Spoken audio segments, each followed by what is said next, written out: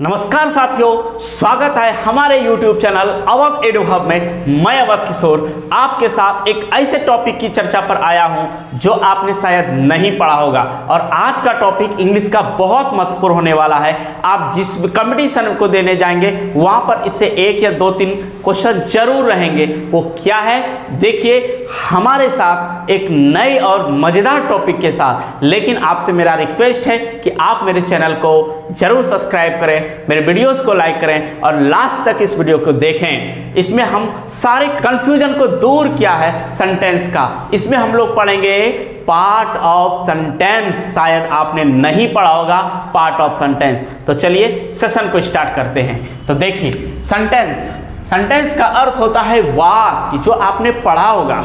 और अगर आप नहीं पढ़े हैं कोई बात नहीं, मैं आपके साथ हूं। सेंटेंस का अर्थ होता है वाक्य। सेंटेंस के दो पार्ट होते हैं, पहला होता है सब्जेक्ट और दूसरा होता है प्रेडिकेट। क्या होता है?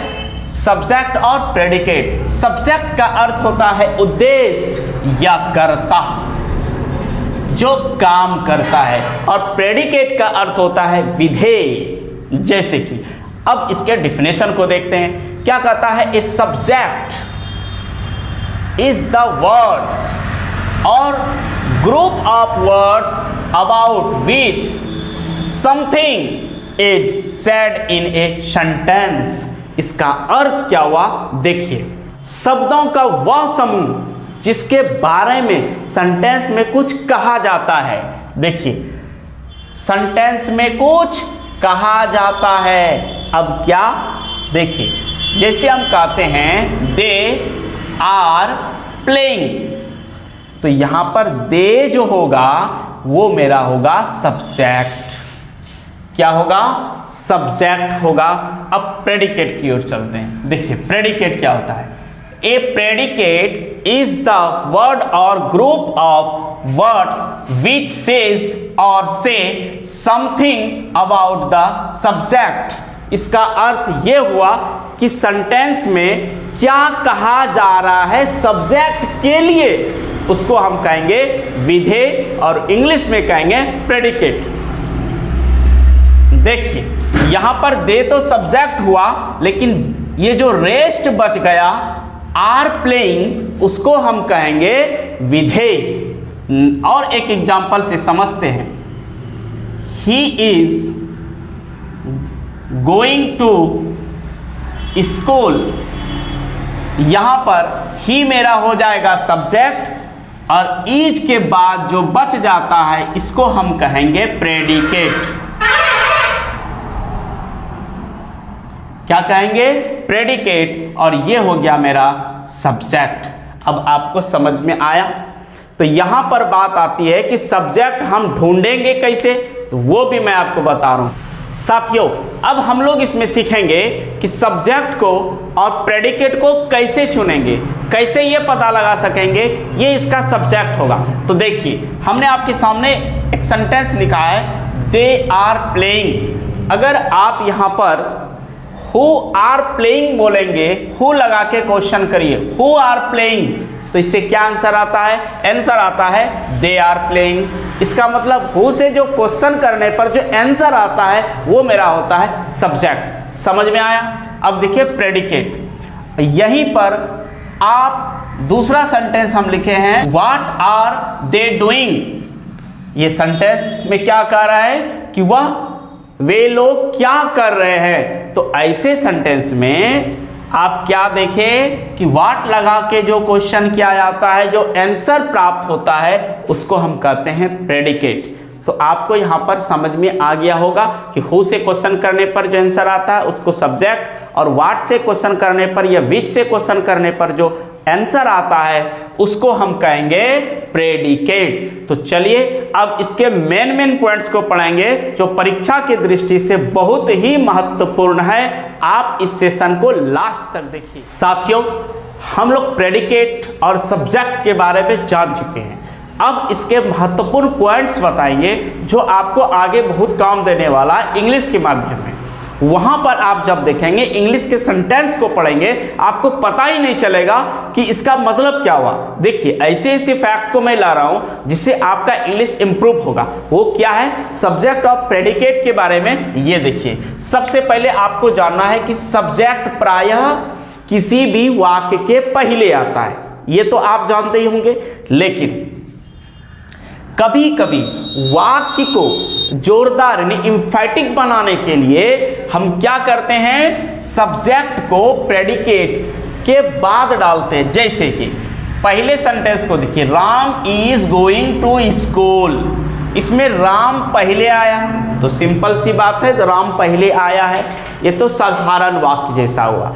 अब नेक्स्ट वाक्य देखिए, बेयरफुटेड कैम द बेगर, यहां पर हम क्या देख रहे हैं कि ये जो द बेगर आया ना, तो देखिए कैसे यहां है, तो ये फुटेड तो वर्ब ऑब्जेक्ट हो गया, कम वर्ब हो गया, और ये सब्जेक्ट यहां है, सब्जेक्ट को बाद में डाला है, और ये प्रेडिकेट पहले आ गया है। देखिए कैसा सेंटेंस है। तो अगर ऐसा सेंटेंस रहेगा आपको वहां पर दिक्कत होगी, इसीलिए इसको अभी समझ लीजिए कि किसी भी वाक्य को जोरदार बनाने के लिए, एम्फैटिक बनाने के लिए प्रेडिकेट को पहले और सब्जेक्ट को बाद में डाला जाता है। ये पहला पॉइंट आया। दूसरा पॉइंट ये आया कि इंपरेटिव सेंटेंस में, जब इंपरेटिव सेंटेंस आप लिखते हैं कम हेयर, तो कम हेयर जब लिखते हैं, यहां मैंने लिखा गो, गो तो केवल वर्ब है, तो गो कैसे सेंटेंस हो सकता है? यस, सेंटेंस हो सकता है। तो सर इसका सब्जेक्ट कहाँ है? तो देखिए गो जब बोलते हैं तो केवल गो तो बोलते हैं, लेकिन उसका सब्जेक्ट अंडर स्टोर होता है, यानी छुपा होता है। तो वहां पर क्या आया, यू गो, तुम जाओ, ऐसे सेंटेंस बोले जाते हैं। तो आप क्या कहेंगे कि इंपरेटिव सेंटेंस में सब्जेक्ट अंडर स्टूड होता है। समझ में आई बात? अब देखिए आगे क्या कहता है। नेक्स्ट पॉइंट है मेरा कि देयर से प्रारंभ होने वाले, अब देयर से प्रारंभ होने वाले सेंटेंस में क्या चक्कर है? देखिए यहां पर लिखा देयर आर 40 स्टूडेंट, कि 40 बच्चे हैं। कहां भाई? इन my class, in my class, ठीक।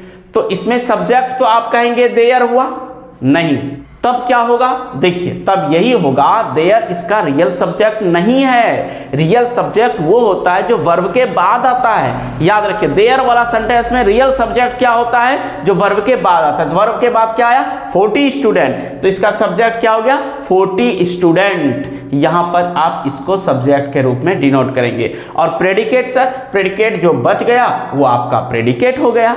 ये सेंटेंस में प्रेडिकेट कभी कभी अकेले आ जाता है। अब अकेले कैसे आ गया? देखिए ही राइट्स, ये तो सब्जेक्ट हो गया, और प्रेडिकेट क्या हुआ? राइट्स। ये राइट्स अकेले आ गया, इसका मतलब सही है।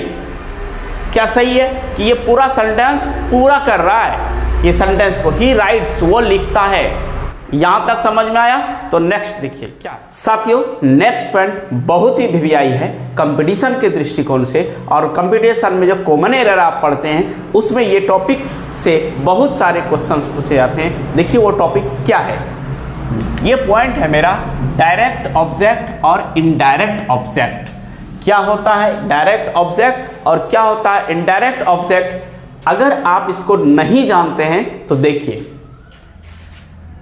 डायरेक्ट ऑब्जेक्ट वह ऑब्जेक्ट होता है जो थिंग के रूप में ले जाता है। डायरेक्ट ऑब्जेक्ट किसी भी वस्तु को कहा जाता है, और इनडायरेक्ट ऑब्जेक्ट वस्तु नहीं बल्कि वो सजीव होता है। जैसे उसमें नाउन आ जाएंगे और प्रोनाउन आ जाएंगे।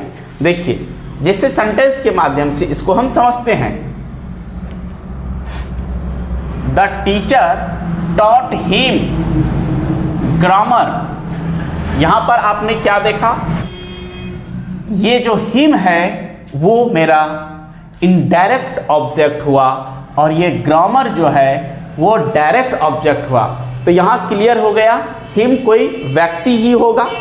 अगर व्यक्ति है तो सजीव है, जब सजीव होता है तो उसको कहते हैं इनडायरेक्ट ऑब्जेक्ट, और ग्रामर जो एक वस्तु है उसको हम कहते हैं डायरेक्ट ऑब्जेक्ट। यहाँ तक समझ में आया कि वस्तु को कहेंगे डायरेक्ट ऑब्जेक्ट, किसी व्यक्ति को कहेंगे इनडायरेक्ट ऑब्जेक्ट। यहाँ समझने वाली बात क्या है ये देखिए, समझने वाली बात है दूसरे सेंटेंस में कि the teacher taught grammar to him. पहले वाले सेंटेंस में आप कहीं टू नहीं देखें और दूसरे वाले सेंटेंस में यहाँ टू आया है। इसका मतलब ये हुआ कि जब आप किसी वस्तु को ऑब्जेक्ट के रूप में लेते हैं और सजीव को बाद में लेते हैं तो वहाँ पर आपको टू का प्रयोग करना होता है। ये बातें आपको समझ में आई? देखिए फिर से समझ लेते हैं कि जब वस्तु ऑब्जेक्ट के रूप में आएगा उसके बाद सजीव आएगा तो टू लगेगा, लेकिन सजीव ऑब्जेक्ट को जब पहले लेंगे और निर्जीव ऑब्जेक्ट को बाद में लेंगे तो टू नहीं लगाएंगे, जैसे कि यहाँ पर लिखा गया है। ये रूल्स प्रीपोजिशन के तहत भी आपको पढ़ाया जाएगा, तो वहाँ से कॉमन एरर क्रिएट किया जाता है। तो आपको अच्छी तरीके से समझ आया? तो बच्चों यहाँ तक हम लोगों ने सेंटेंस के पार्ट को सीखा कि सेंटेंस का पार्ट क्या होता है, पहला पार्ट क्या होता है, दूसरा पार्ट क्या होता है, सारे अध्ययन को सीखा। अब हम लोग नेक्स्ट वीडियो में काइंड्स ऑफ सेंटेंस को पढ़ेंगे। आज के लिए इतना ही। आपने लास्ट तक मेरे वीडियोस को देखा, इसके लिए आपको बहुत बहुत धन्यवाद। आपका दिन शुभ हो और आप अपना व्यक्तित्व इस प्रकार बनाएं कि आपके व्यक्तित्व के आलोक से पूरा संसार आलोकित हो। धन्यवाद।